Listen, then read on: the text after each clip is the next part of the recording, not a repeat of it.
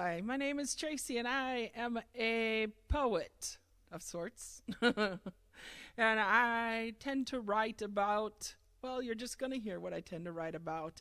The other thing is that I spend my time coaching 3 high school teams in town at Omaha Northwest and Omaha Marion and Omaha Bryan. And I'm going to put a little bit of a pitch out there. Semifinals are next week on the 4th and the 6th. My Northwest team will be competing in the semifinals on the 6th at 5:30 at the Durham. You want to come on out. You are going to hear some amazing poetry out of high schoolers. So come on out and support if you can. I am going to start. So I'm just going to go ahead and go through with what I do. Pop in a little bit of stories and just have a little bit of fun. Even with some of the poetry that's not even necessarily fun. Sitting on the front porch with grandmoms and friends, taking pieces of fabric, turning them into little pieces while drinking iced tea and talking stories. I look over my body and smile. My skin is woven together all in crazy pieces and various shades of red, white, and pink. A valentine from my surgeons to me. Their work and talent not unlike that of my grandmom's hand, creating a piece of unique beauty. A piece for all to see. Some of my bones are nailed together. Some are even missing. But still, they create a sturdy stand for a crazy quilt of love. My skin is confusing to touch, frightening to kiss. My leg is a computer needing to be charged at night. But still, it is exciting. You see, for the first time in 6 years, I walk. Wind in my face, tears down my cheeks, cane in my hand. It is joy, pure joy. I walk. Told by some to cover up, I explained to them, I already am. I wear my crazy quilt with pride, the one so many hands worked to create, the one I worked so dang hard to accept, the one some in society calls ugly, odd, I've even heard freakish, the one my friends say is gorgeous and strong. Those are the ones that I extend my hand out to walk beside me, walk holding on tightly as we take this journey together. Yes, my body is slow, awkward, clumsy. But you see, it is mine. It is a crazy quilt of love gifted to me by many. And I wear it with pride. As to me, it is a gift. A wonderful, wonderful gift.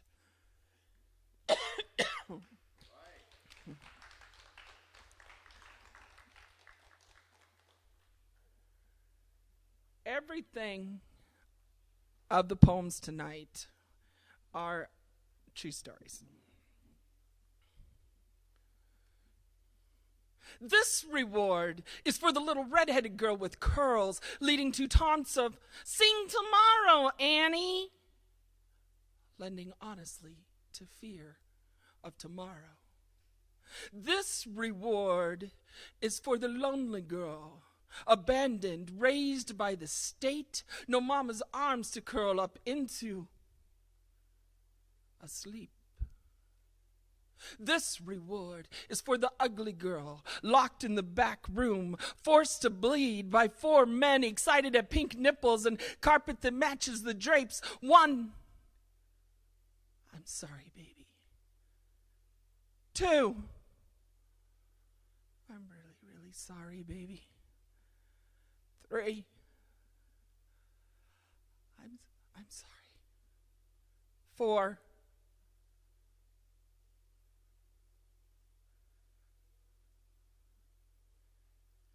waking to Eric Clapton telling her, "You look wonderful tonight." This reward is for the angry girl who swore no man would ever touch her again. Fast forward 20 years, and she is climbing into your van, excited and talkative as we discuss dreams, travel, food, music, poetry. This reward is for the tall woman, now proud and strong, extending her long arms out to welcome you in. Hold tight, bringing you inside her and close. This reward is for the men whose love made the ugly girl look wonderful tonight.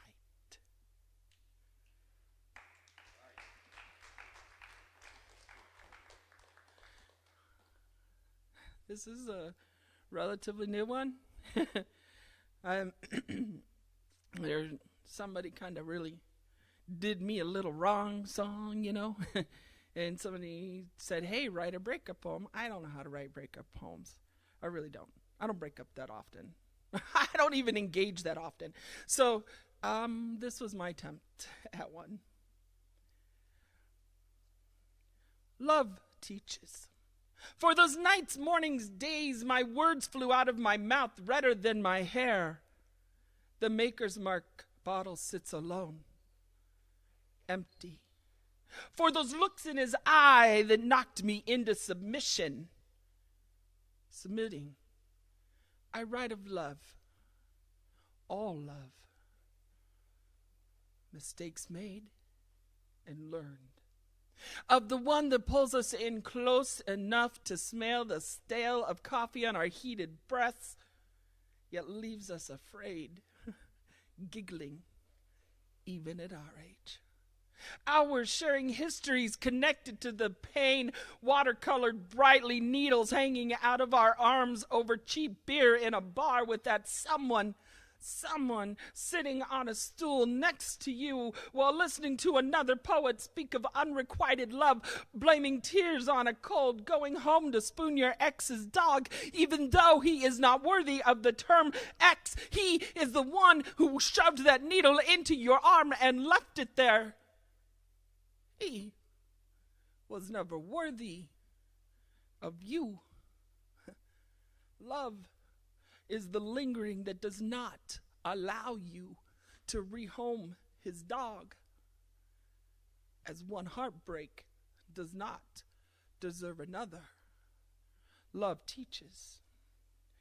That road trip taken to selfishly have your ex screwed out of you, finding rather arms of trust curling back under the covers into that trust, memories dripping onto your naked body, full as you too.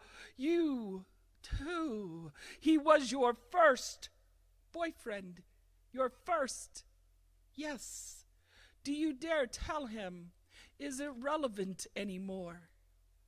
Any memory producing a smile is relevant. Love teaches. You may or may not experience his arms again. That is not the point. He gifted you with the "you are higher than cheap sex" rating with that kiss through the window of your car, unable to find its way out of town. It circles back, wanting to go to his front door.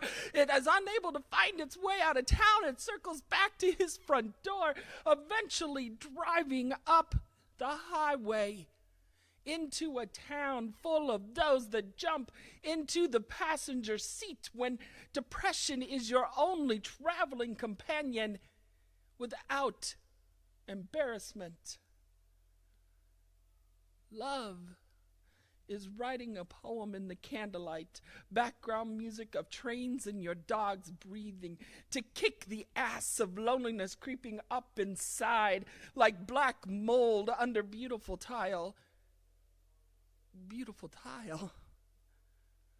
Beautiful tile. As love teaches.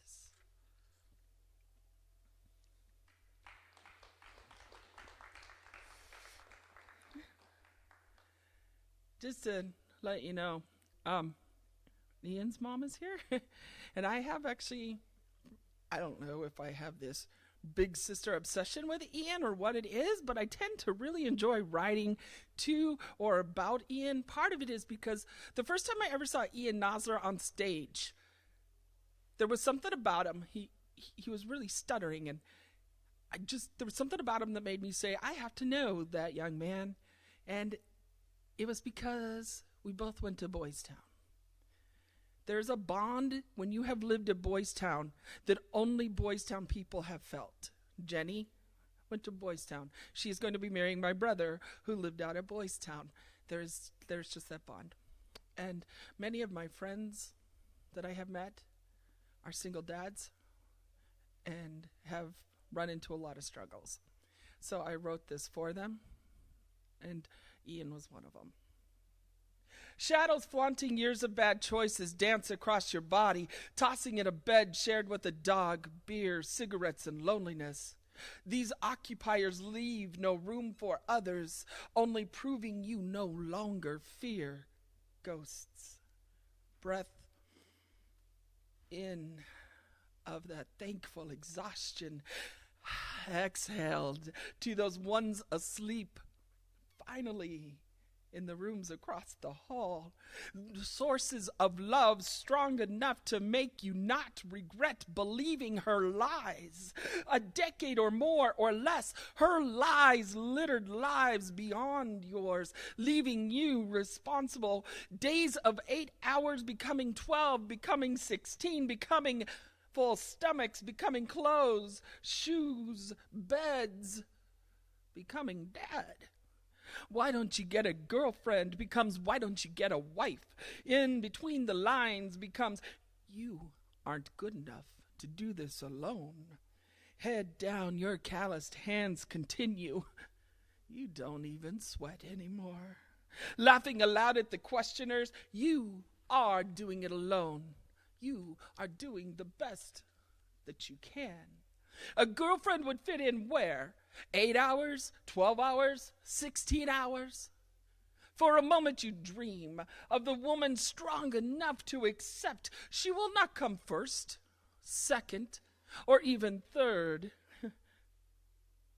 Dreaming costs too much. Shake it off. Why didn't they question her? She received the compliments from the "oh, what a beautiful baby" crowd. You pushed to the back, no more than a babysitter, a sperm donor, a bank. Until her drinking leaves one too many without safety. Safety. She is not safe. She is the mother. The one those people, too many people, say is more important than you. You.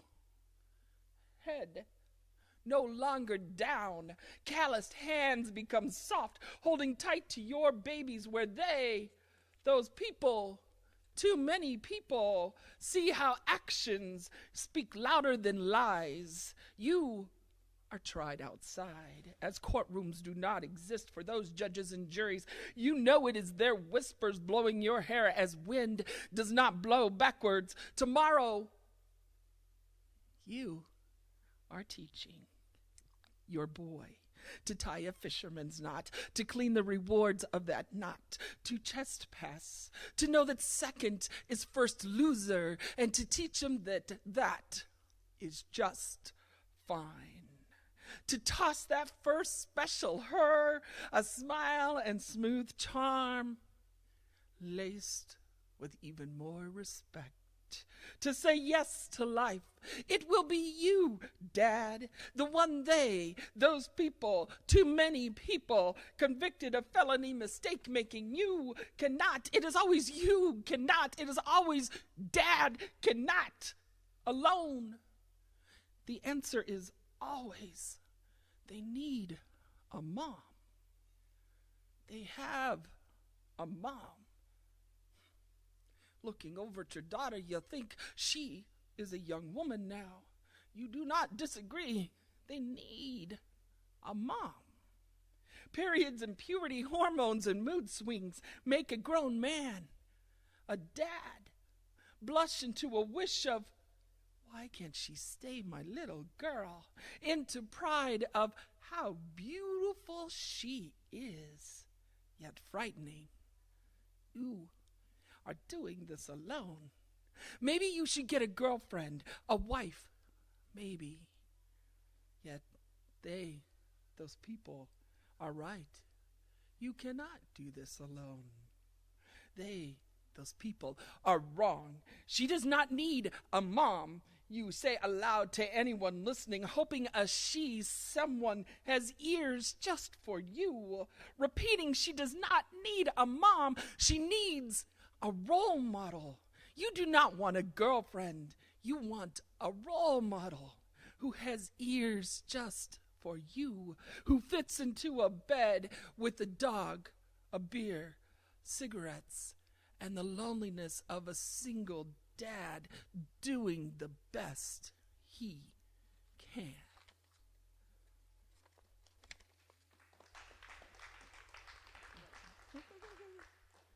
So, there was one time that got invited to this church service, which was a mistake in and of itself.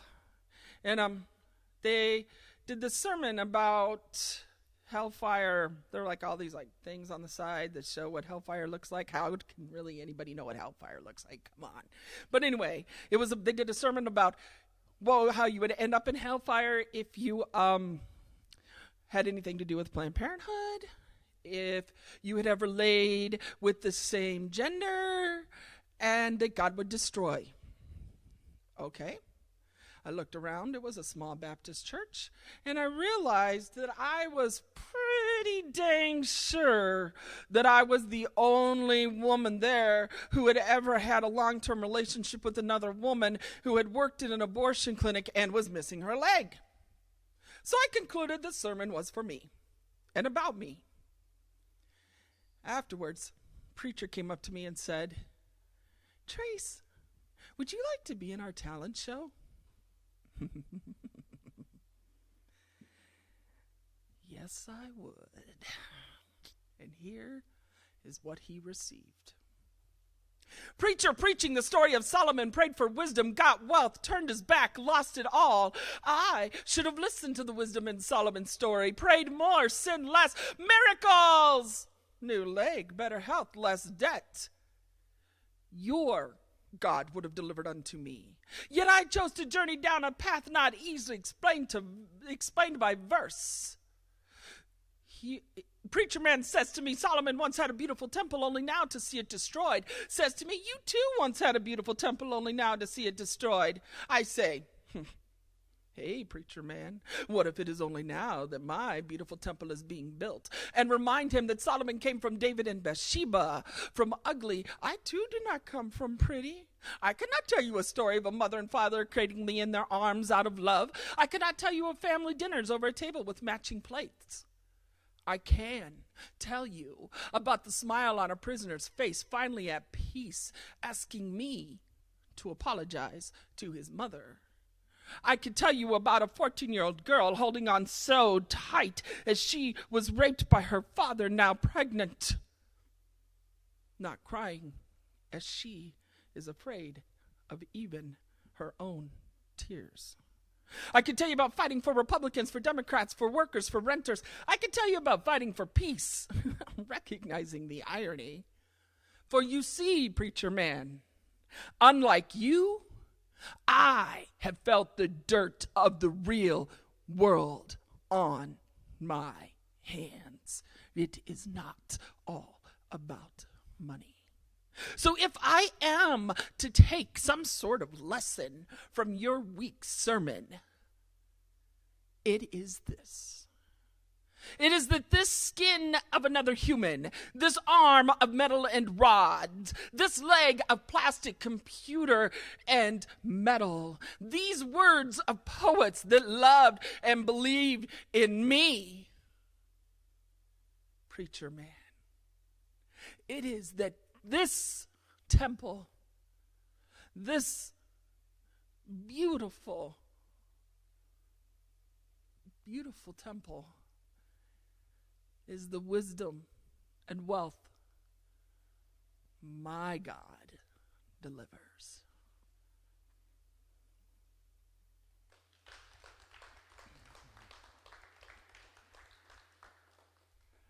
Good evening, my friends. Have I found you sitting yet again on the edge of your bed, staring at your soul on the floor, shattered into pieces, reminding you of the dirty laundry your mom asked you to pick up repeatedly, how you wish it were dirty laundry, needing a hamper, edges sharp, edge cutting, no blood. You have no more to lose. Gather up the pieces gently. Place them in the hands outstretched of those closest to you, those who know just what it takes to make your soul laugh, dance, cry, feel, without all that inner rage. Go ahead. It will be okay. They will be your 21st century shogun Ashikaga Yoshimasha, sending your broken pieces off to have cracks filled with gold. You will have seams of gold. You will become gold. You will be more beautiful than before. These artists are in this medium not for money, fame, or reward. You will be whole. Go ahead, my friend. Place it in the hands of the outstretched friends. It will be okay.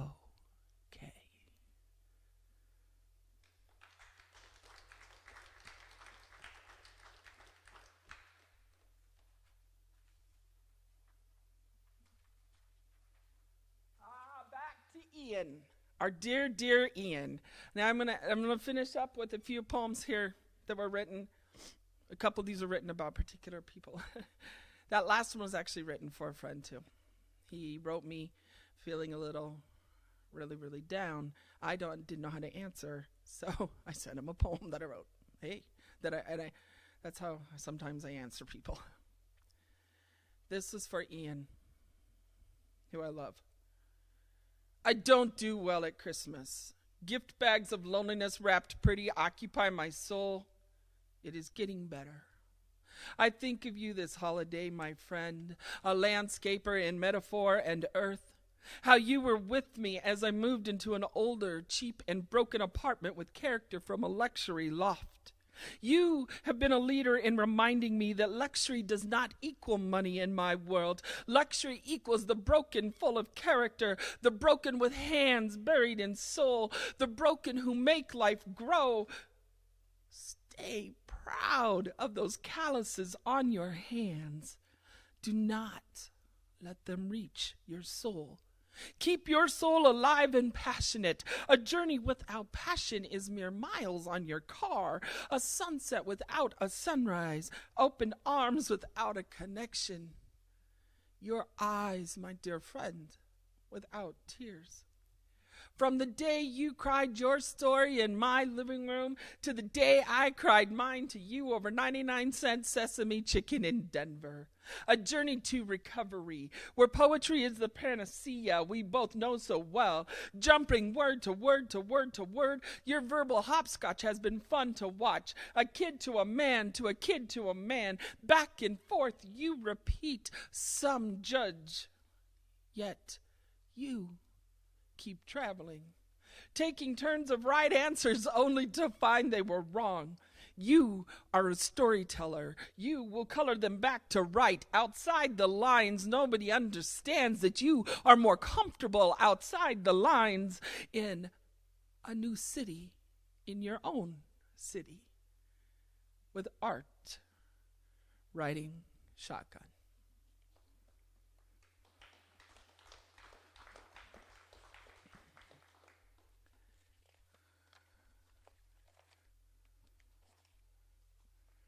And this is for the person who couldn't be here. I don't trust women with sweaters on 90-degree days, all white Christian music, people who have never smoked weed, or cops. I don't trust mothers with Mary Kay colored pinched tight lips who never let their kids get dirty, old folks who don't tell stories, people my age who don't sing along to Bohemian Rhapsody, or cats. I don't trust people who forgot who fought before them, brothers and sisters that never fight, people who deny they ever judge, objectify, laugh at the inappropriate or the all too PC. But this is not a poem about what I do not trust. It is a poem about what I do. Get tequila, Bestie said. Tequila led to twerking, which led to giggling, which led to more tequila, weed, tripping, back to giggling. New Year's Eve. Get tequila, she said. Except tequila is never good for a one-legged redhead with no hope, who had been forced to walk the plank of self-worth by a pirate who stole her emotional booty. Bestie watched as a redhead tore herself down brick by brick by brick, offering up her sofa when redhead became afraid of ghosts, brick by brick. Bestie entered store for deviled eggs, Memorial Day picnic. Redhead left alone with bottles of pills down her throat. Bestie called the cops. Redhead drove. Cops chased. Redhead was blind with what she did not know. Brick by brick. Redhead didn't want to die, just to stop. To stop. To stop. On a gurney with cops, Bestie drops tear. Fear of redhead leaving in whatever form that took. Brick by brick. They started again. Upwards. Together they forced that pirate to walk his own plank without rescue. Brick by brick. Together on a love seat and a sofa, going 2 and 3 tokes over the line. Without coddling, Bestie helps build what others could not do, except for those closest to the redhead who knew. Bestie Prozac comes in the form of more than just one person, brick by brick. I do not trust men who loot my emotions, do not dance, or Walmart. I do not trust my past to stay my past, my bed to not break under the weight of fun or winter. I trust someday will lead me to a goofy guy finishing brick by brick, enjoying what my besties, all of them, and I have built.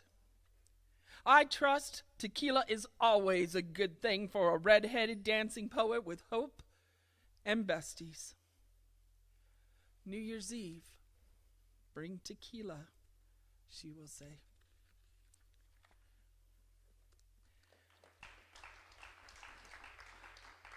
I spent some time after that little bit that was mentioned in there.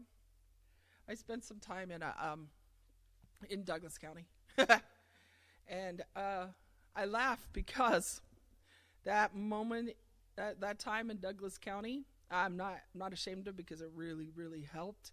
I thought they were going to put me on a lot of pills because I was pretty crazy. Well, you know what I mean. And my psychiatrist said, here, I want you to do this. I want you to start yoga. I want you to start taking vitamins. I want you to walk your dog. And I want you to make sure you get a lot of sunshine and get a number of plants.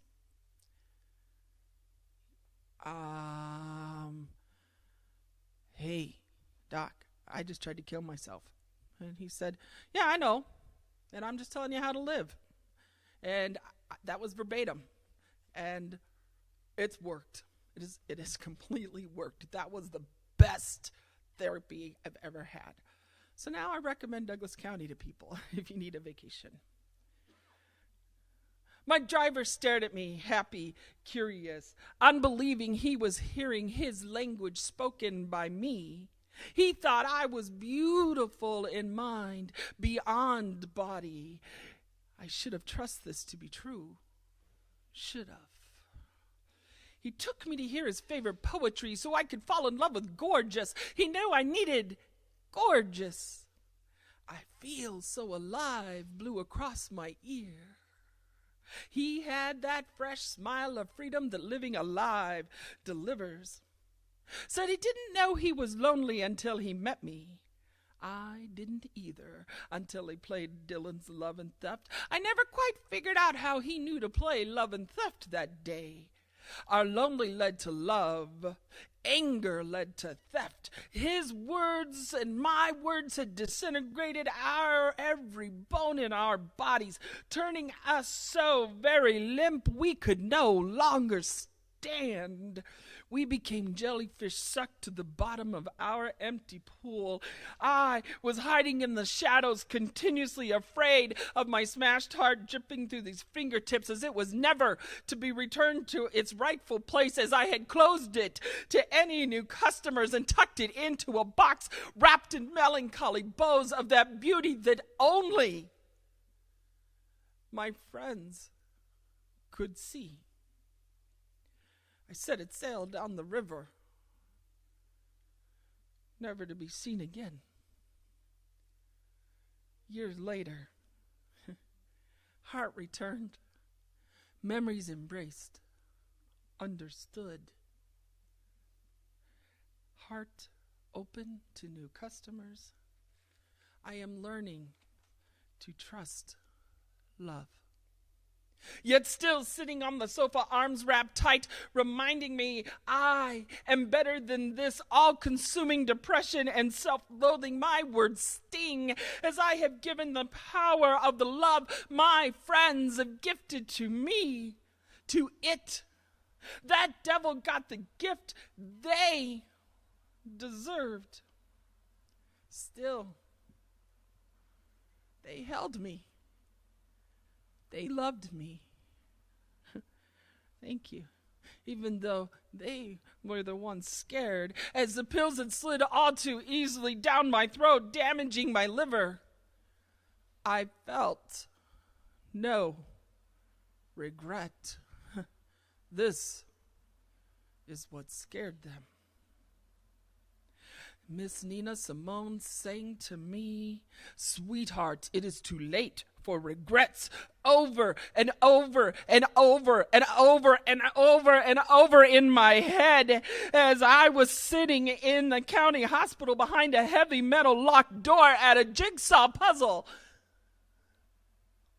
I do not think this is what she meant.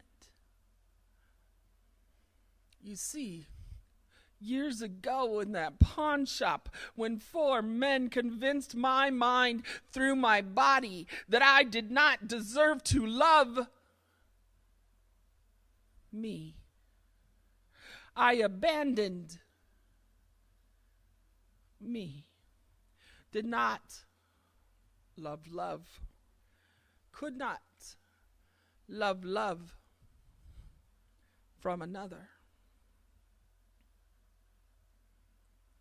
Now, Miss Nina sings to me. Tomorrow is my turn. No more doubts, no more fears. Make life worth living. This is my life I'm living. As I know that one day I will be grabbing the hand of another handsome friend turned lover. Pull him eagerly outside to where the street lights do not exist. Show him my favorite consolation, as it will be the only gift I can afford right then.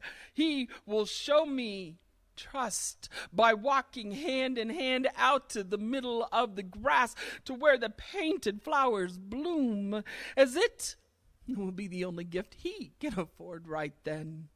We will dance naked. He will hold me as I will him. We will laugh.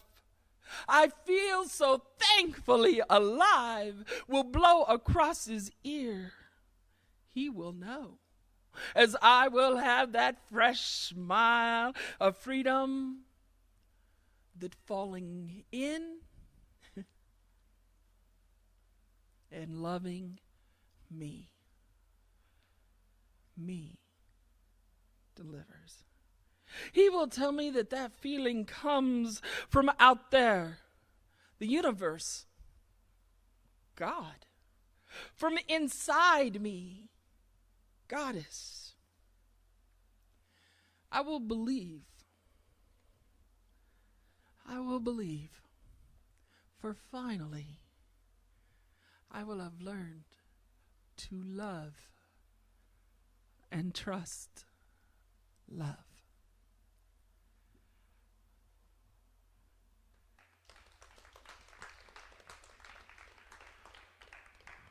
Yeah, sometimes you just have to fall in love with yourself. Sometimes you have to figure out how to love yourself. And that doesn't even really matter what it takes. It doesn't really matter what you look like. It doesn't really matter what you're about, because all of us are freaking cool.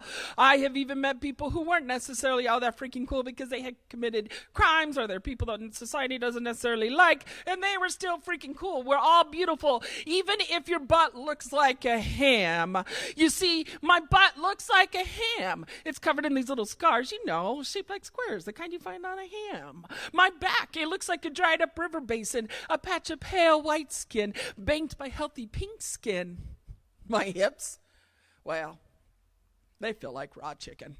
But I don't hate my body, despite the missing parts that stop me from running after you on our favorite trail, tackling you to the ground, you pulling me up, laughing and dancing, or the 19 vitamins I feed it every day to keep the devil within asleep deep, unable to surface.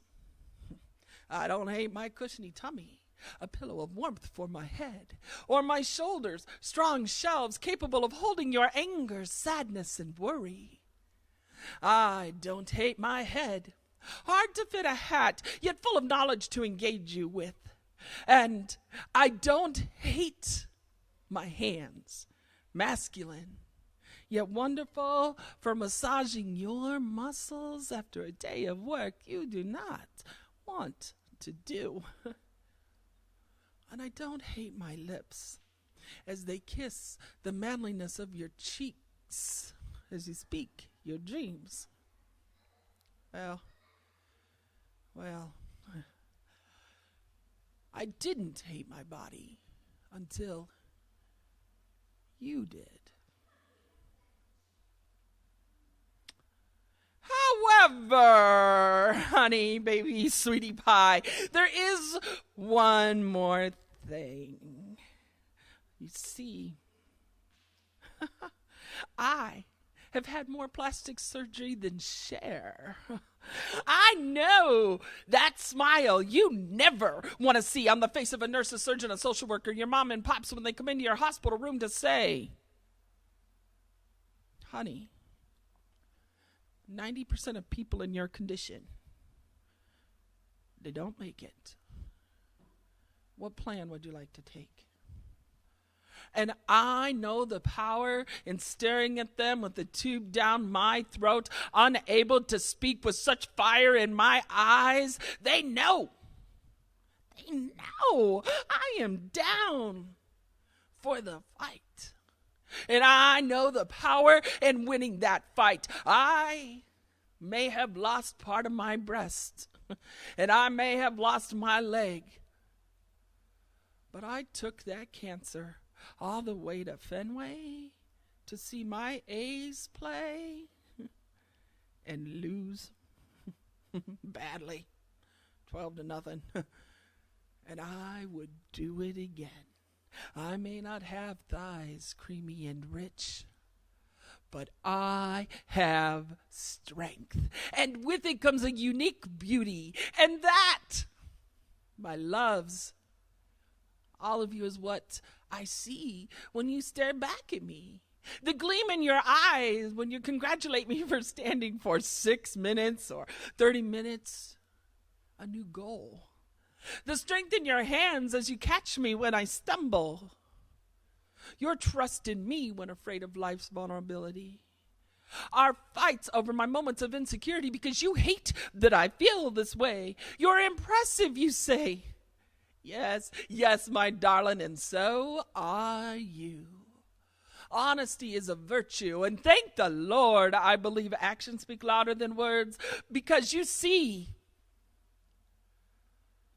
my friends, when with you,